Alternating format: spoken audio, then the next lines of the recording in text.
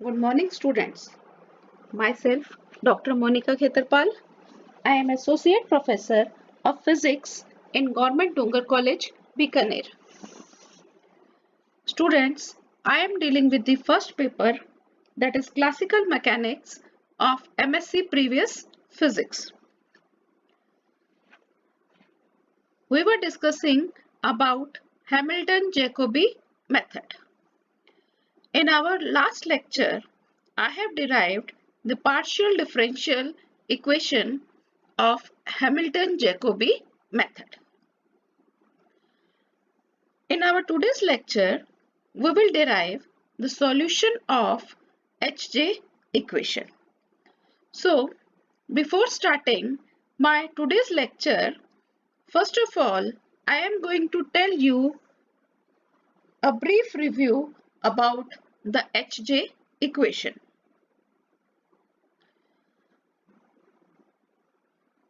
If we have one set of coordinates, we can change our set of coordinates from initial to a convenient set of coordinates.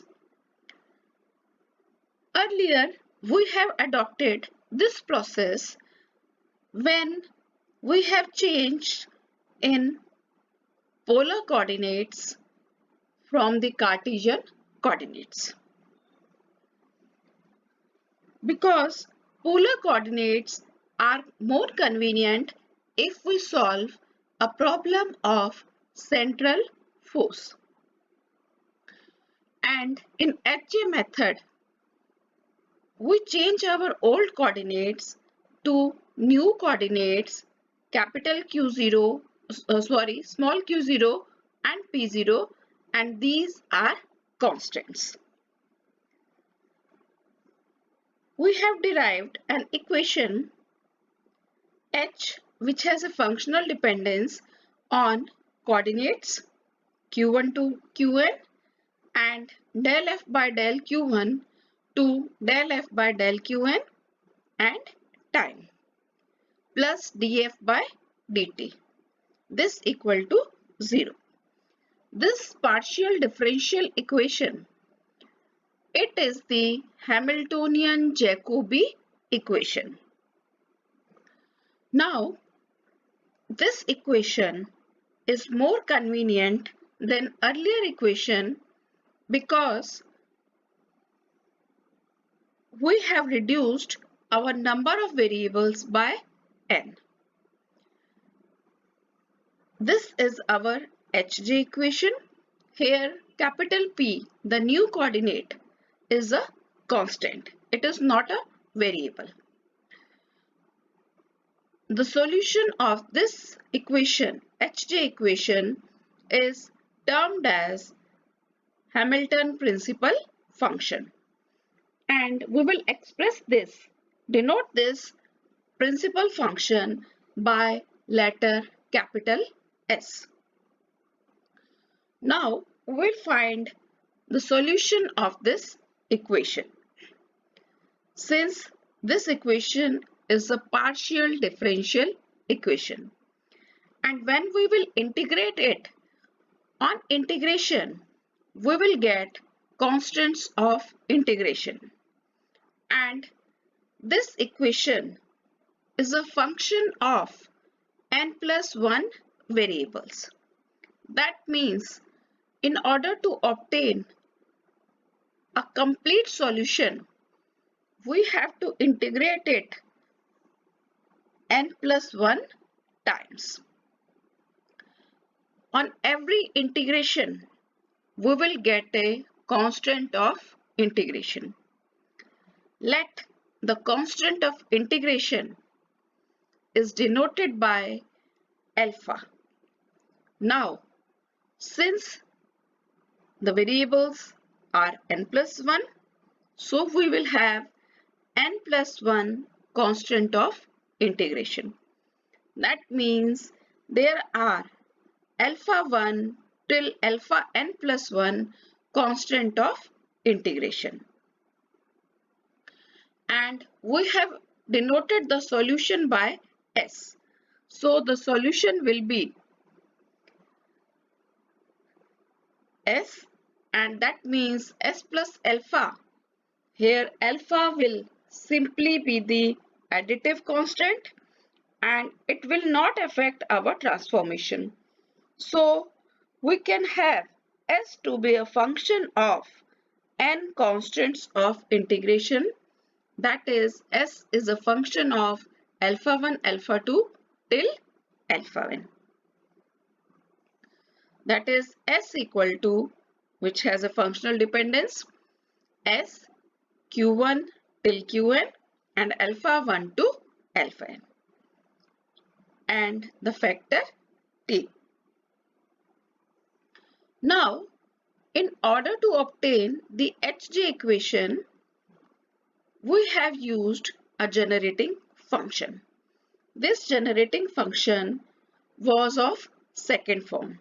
That means it depends on small q, capital P and T. And the transformation equation for second form of generating function was small pj equal to del f by del qj. Now, as we have changed from generating function f to a solution denoted by s, so we will replace f by s. And since alpha, these are constant and we are taking them as new momenta as capital P is also constant. So alpha j equal to capital Pj. I can express alpha j dependence as depending on small qj, small pj and t. This can be expressed from by using this expression, and this is our first transformation equation. The second transformation equation, that means our new coordinate will be capital Qj. Let us denote this capital Qj. The new coordinate will also be a constant by beta j, and let it to be by transformation equation. It was simply equal to del f2 by del capital Pj. Here f2 means s and capital Pj is a constant which we have denoted as alpha j. So capital Qj, that means new coordinate, beta j is equal to del s upon del alpha j. So we can obtain our coordinates by turning inside out as small qj to be a functional dependence on alpha and beta, which are constant, and time. Now we'll express our solution of Hj equation in a simpler form. As this S, which means the Hamilton principal function, is now our generating function. Why I am saying it is generating function? Because earlier we have defined a generating function, a function which changed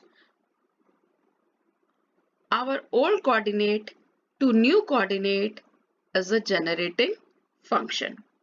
Here S help us to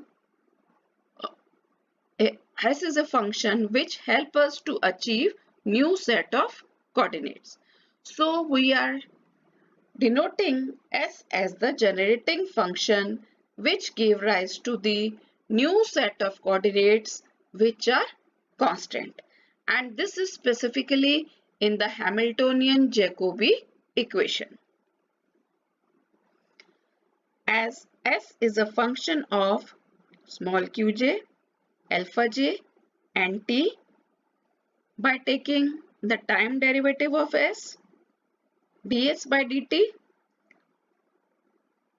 it can be expressed in terms of partial derivatives as del s by del qj, qj dot plus del S by del alpha j dot plus del S by del t. Now, as we have already derived an expression in which Pj was expressed as del S by del Qj, so here we can write instead of del S by del Qj, small pj. Small pj, qj dot, and since alpha is constant, so alpha j naught will be equal to 0. So substituting this to be 0 and this as pj, I get ds by dt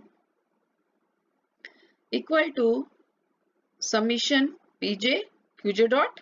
This term is 0, and since we have h plus del s by del t to be 0, we have del s by del t to be equal to minus h. So instead of del s by del t, I am writing it to be minus h. So del s by del t comes out to be equal to L. This we have discussed earlier in the modified Hamilton principle. So from this expression, we can find the value of principal function s as integral L dt plus a constant of integration. This equation seems similar to the Hamilton principle equation. In Hamilton principle equation, we have written I equal to integral L dt. Here an additional term, this constant term, appears on the right hand side. That means this Hamilton principle and the solution of Hj equation, they are different. So we have obtained the solution of Hj equation, which we have denoted by Hamilton principal function, that is our S. Thank you students for watching.